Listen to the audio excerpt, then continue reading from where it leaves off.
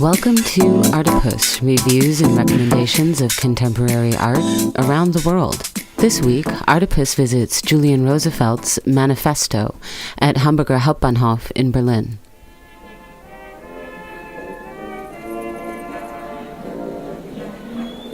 This is what happens when you're an art professor, I guess.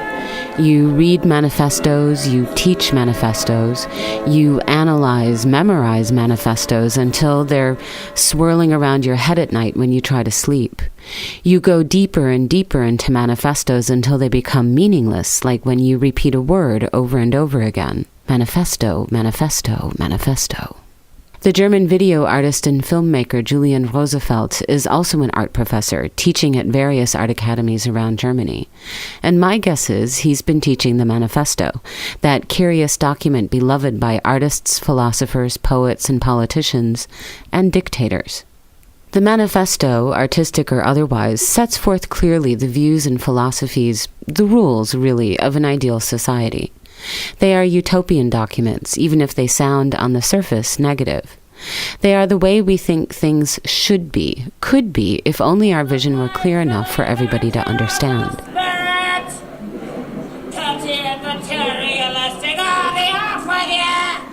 At the Stadtmuseum in Berlin, the former Hamburger Hauptbahnhof, Roosevelt has installed his own manifesto to the Manifesto.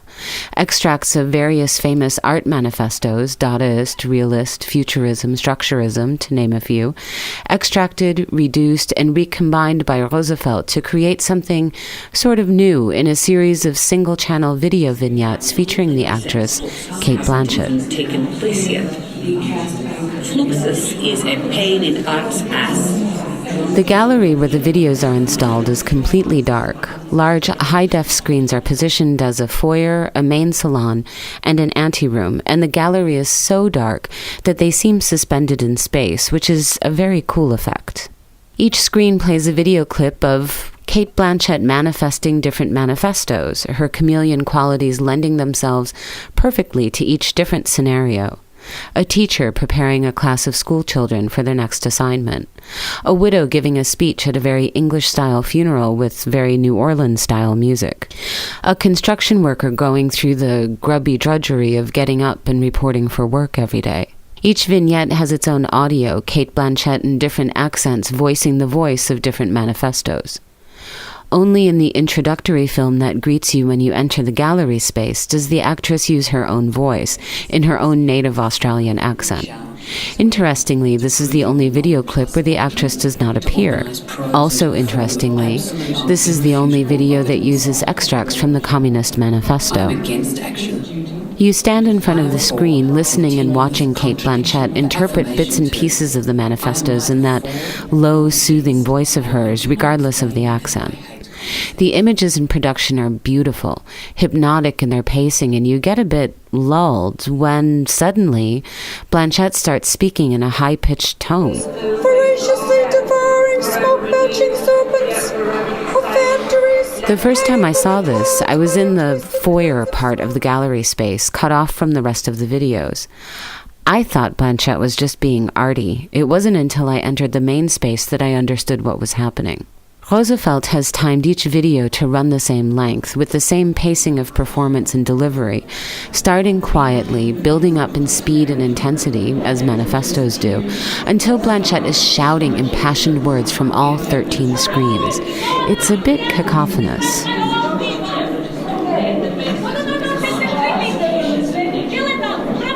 I feel like I'm in the film Being John Malkovich, only this would be Being Cate Blanchett.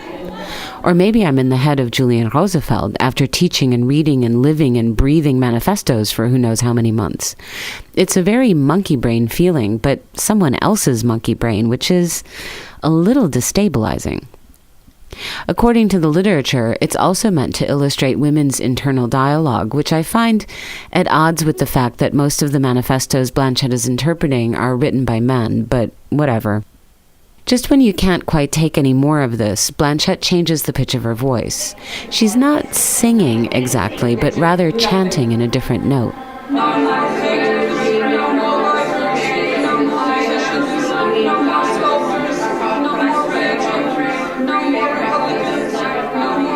Where this seemed strange and affected in the front room, it makes sense when you are surrounded by Kate. The actress's voice hits a musical tone that is the pure, single sound of the cri de coeur, the manifesto. Taken all together, the piece is really impressive. Each of the 13 vignettes is different, but often references one another of the 13 in subtle ways. Cate Blanchett, the puppeteer, works on a puppet that looks like her character, but that also references the homeless man she portrays in another vignette, for example, tying not only the videos together, but also finding a common thread in all of these manifestos. The vision of Rosefeldt to increase the intensity of the experience, to time the videos and tie them all together in one culminating sound is fantastic. I love this idea, but I have notes. I recently saw the writer and poet Kate Tempest on her book tour promoting her new novel. Commenting on the visual aspect of Tempest's writing, the moderator asked her if there would be a film.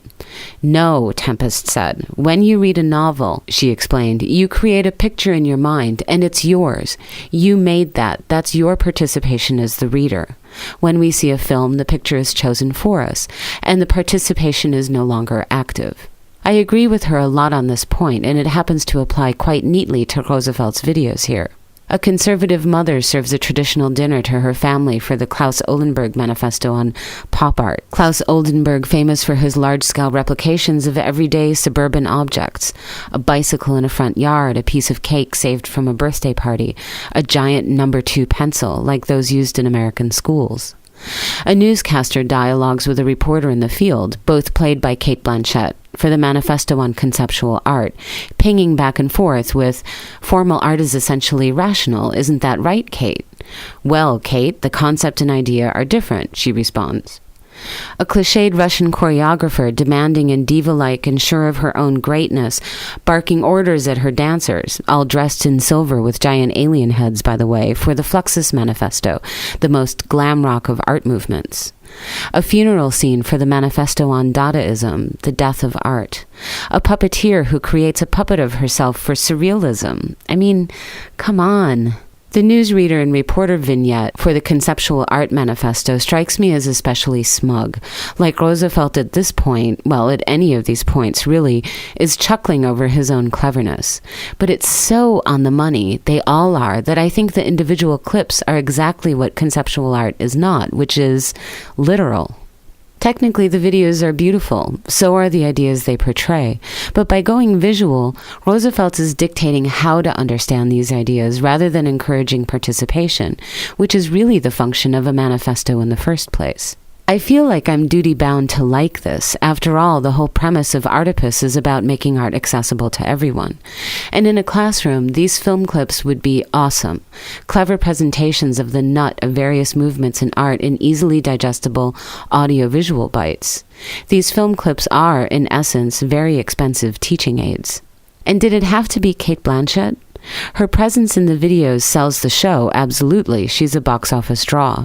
And her talent and presence on screen is undeniable. She is a true thespian, able to suppress the real Cate Blanchett, whoever that is, and truly inhabit another character, her distinctive face morphing into whatever world her character lives in. I mean, there's hair and makeup and costuming involved here too, but it's her who brings these characters to life and makes them whole. But did it have to be Cate Blanchett? Would the work have not been funded with a lesser-known actress? Would the work have not been funded with a performance artist instead? This all makes me sound pretty grumpy. I guess I am grumpy. I'm grumpy about the flash and sparkle, the cliches masquerading as deep thoughts, masquerading as art, when it's all just pretentious gimmickry. I'm grumpy because, as a friend pointed out, when celebrities are treated as artists, it shifts focus away from the craft, the grunt work and sweat that goes into making art, that artists have studied and apprenticed and paid for in school, in their practice, in their lives. It directs funding to the shiny and glamorous as though art is nothing more than a romantic hobby instead of an actual vocation.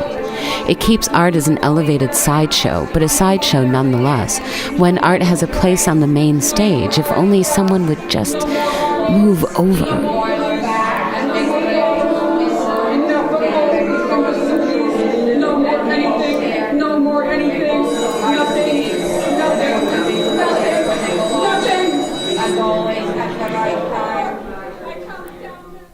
Julian Rosefeldt's Manifesto is on view until July 10th at Hamburger Hauptbahnhof 50 Invalidenstraße in Berlin. Don't forget to check out and subscribe to Clarify.com, the interactive global mapping tool that lets you locate artist studios, openings, and exhibits around the world. Become part of your local art scene everywhere you go. It's free. Clarify is an official partner of Artipoeus. Visit Clarify.com. You can download Artipoeus from SoundCloud and iTunes, and you can see photos and read transcripts of this episode and more at artipoeus.com. Artipoeus, pronounced like octopus, because art is everywhere. That's all for Artipoeus this week. I'm Susie Kahlich. See you around town.